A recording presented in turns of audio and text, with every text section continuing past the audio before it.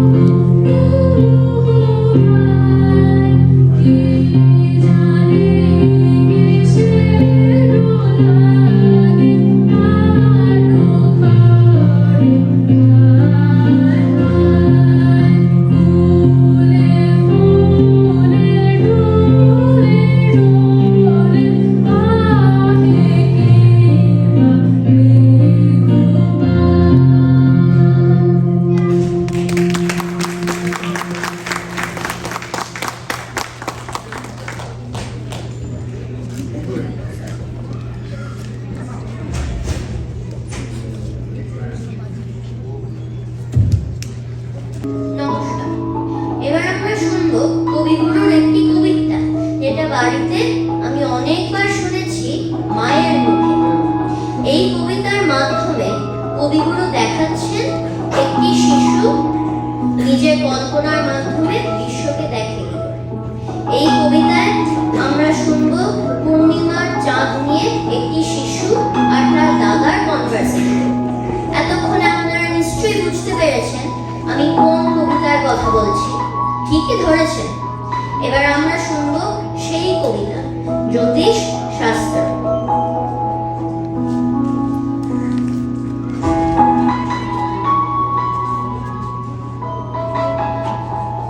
নমস্কার। এবার আমরা শুনব জ্যোতিষ শাস্ত্র। আমি শুধু বলেছিলেন কদম গাছের ডালে পূর্ণিমা চাঁদ আটকা পড়ে যখন সন্ধ্যেকালে, তখন কি কেউ তারে ধরে আনতে পারে? শুনে দাদা হেসে কেন বললে আমায়, খোকা তোর মতো আর দেখি নাই কো বোকা, চাঁদ যে থাকে অনেক দূরে, কেমন করে ছুঁই? আমি বলি দাদা তুমি জানো না কিচ্ছু। মা আমাদের হাসেন যখন ওই জানলার ফাঁকে, তখন তুমি বলবে কি মা অনেক দূরে থাকে? তবু দাদা বললো আমায়, খোকা তোর মতো আর দেখি নাই কো বোকা। দাদা বলে পাবি কোথায় অত বড় ফাঁদ? আমি বলি কেন দাদা, ওই তো ছোট্ট চাঁদ, দুটি মুঠোয় ওড়ে আনতে পারি ধরে।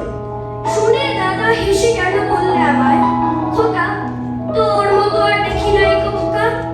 চাঁদ যদি কাছে আসতো দেখতে কত বড়। আমি বলি কি তুমি চাই স্কুলে যে পড়ো? মা আমাদের চুমু খেতে মাথা করে নিচু, তখন কি মার মুক্তি দেখায় মস্ত বড় কিছু? তবু দাদা বলল আমায়, খোকা তোর মতো আর দেখি নাই কো বোকা। নমস্কার।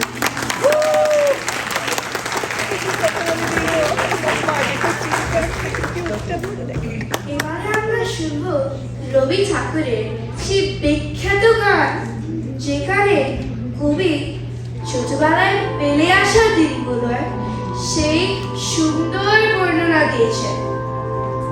এই গানটিতে কবি অতীতের স্মৃতি, বন্ধুত্ব আর ভালোবাসার কথা বলেছে। এই গানটি মেনলি একটা Scottish folk song or land song. কবিগুরু যখন স্কটল্যান্ডে গিয়েছিলেন এই গানটির সুর আর কথা দিয়েছিলেন। এবারে আমরা শুনব পুরানো সেই দিনের কথা। এই গানটা গাইবে কৌশিকী আর পিয়ানো বাজাবে আদি।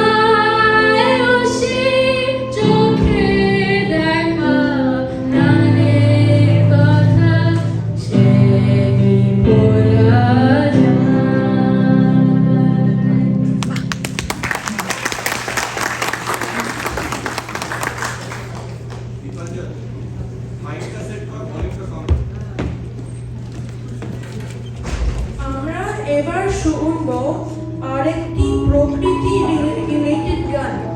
এই গানটিতে কবিগুরু প্রকৃতির সৌন্দর্যের বর্ণনা করেছেন। এই গানটিতে যেন প্রকৃতি, প্রেম আর পুজো মিলেমিশে একাকার হয়ে গেছে। এবার আমরা শুনব আমার বন্ধু মৈত্রেয় মুখে আকাশ আমায় ভরলো আলোয়। আকাশ আমায় ভরলো আলোয়, আকাশ আমি ভরবো গানে। আকাশ আমায় ভরলো আলোয়, আকাশ আমি ভরবো গানে। সুরের আবির হানবো হাওয়ায়, নাচের আবির হাওয়ায় হানে। আকাশ আমায় ভরলো আলোয়, আকাশ আমি ভরবো গানে। আকাশ আমায় ভরলো আলোয়, আকাশ আমি ভরবো গানে। ওরে পলাশ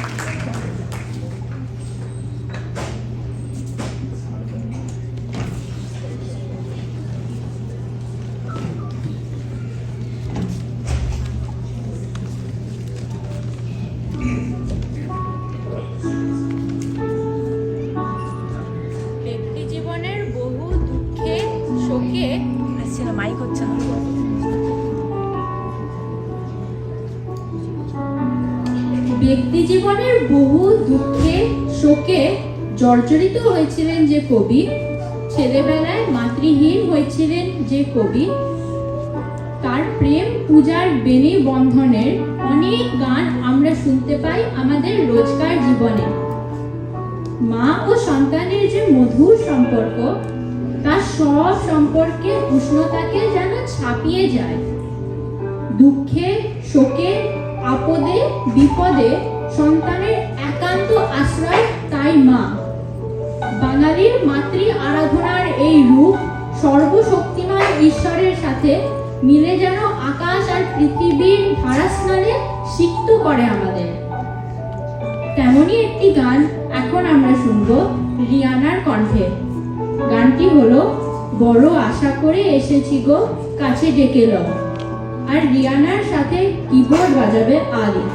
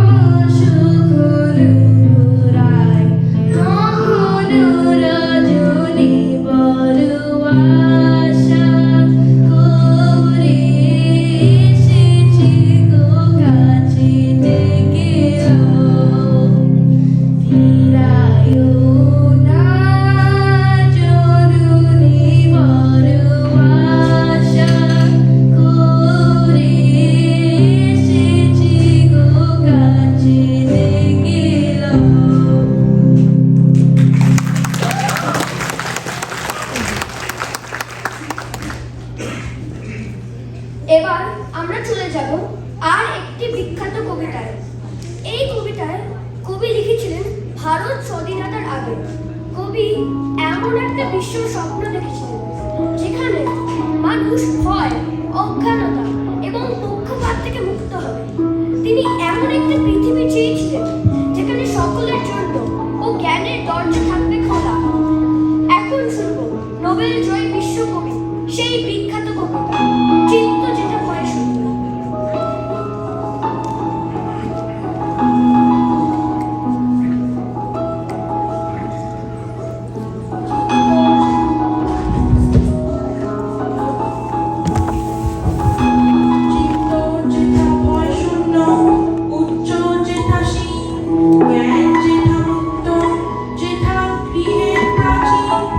আপন প্রাঙ্গণ তলে দিবস সর্ব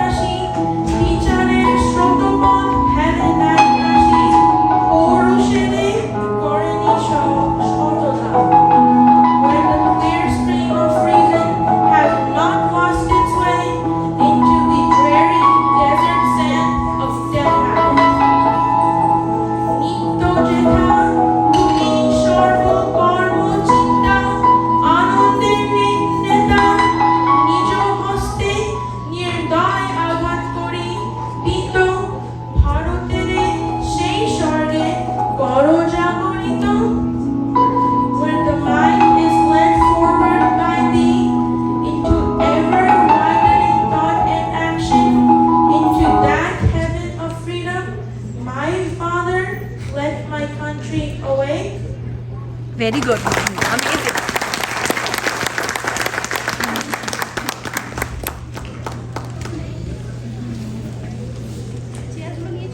রবি ঠাকুরের বেশিরভাগ গানের স্বরলিপি লিখতেন তার ভাগ্নি সরলা দেবী। তিনি বিভিন্ন জায়গায় বেরোতে ভালোবাসতেন, আর যেখানেই যেতেন সেখানকার স্থানীয় সুর তাকে ভীষণভাবে আকর্ষণ করত। তিনি সেই সুর শুনে আসতেন আর তার মামা রবি ঠাকুরকে শোনাতেন। সেবার তিনি গেলেন মাহিসুরে, আর সেখানকার স্থানীয় সুর তাকে ভীষণভাবে আকর্ষিত করল। তিনি ফিরে এলেন, তারপর সেই সুর শোনালেন তার মামা রবি ঠাকুরকে। রবীন্দ্রনাথ ঠাকুরকেও সেই সুর সমানভাবে আকর্ষিত করল। তারপর তিনি সেই সুরে কথা বসানোর কাজ শুরু করলেন। এইভাবে 1893-তে মাগোৎসবে প্রথমবার গাওয়া হলো সেই গান আনন্দলোকে মঙ্গললোকে। আর আজ সেই গানটি শেষ করব আমাদের এই আজকের অনুষ্ঠান।